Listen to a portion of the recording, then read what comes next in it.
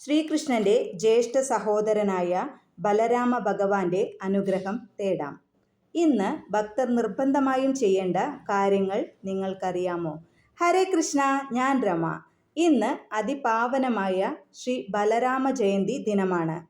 ശ്രീകൃഷ്ണന്റെ ജ്യേഷ്ഠ സഹോദരനും ഭക്തർക്ക് ആത്മീയ ശക്തി പകരുന്നവനുമായ ശ്രീ ബലരാമ ഭഗവാനെ ഭക്തിപൂർവം സ്മരിക്കാം.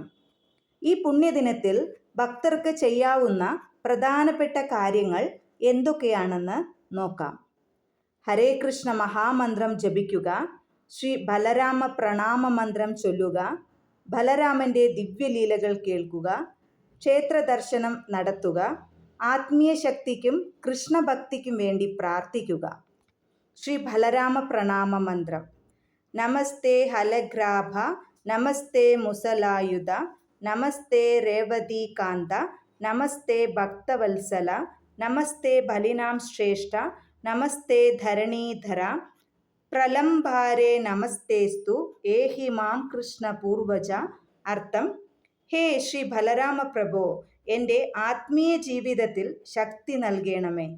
കൃഷ്ണഭക്തിയിൽ സ്ഥിരതയും ഭക്തി സേവനത്തിൽ വിനയവും എല്ലാ തടസ്സങ്ങളും മറികടക്കാനുള്ള ആത്മീയ ശക്തിയും നൽകണമേ. ശ്രീ ബലരാമ ഭഗവാന്റെ തിരുവടികളിൽ പ്രണാമം. ഈ ചാനൽ നിങ്ങൾക്ക് ഇഷ്ടപ്പെട്ടാൽ ലൈക്ക് ചെയ്യാനും ഷെയർ ചെയ്യാനും സബ്സ്ക്രൈബ് ചെയ്യാനും മറക്കരുത്. ഹരേ കൃഷ്ണ.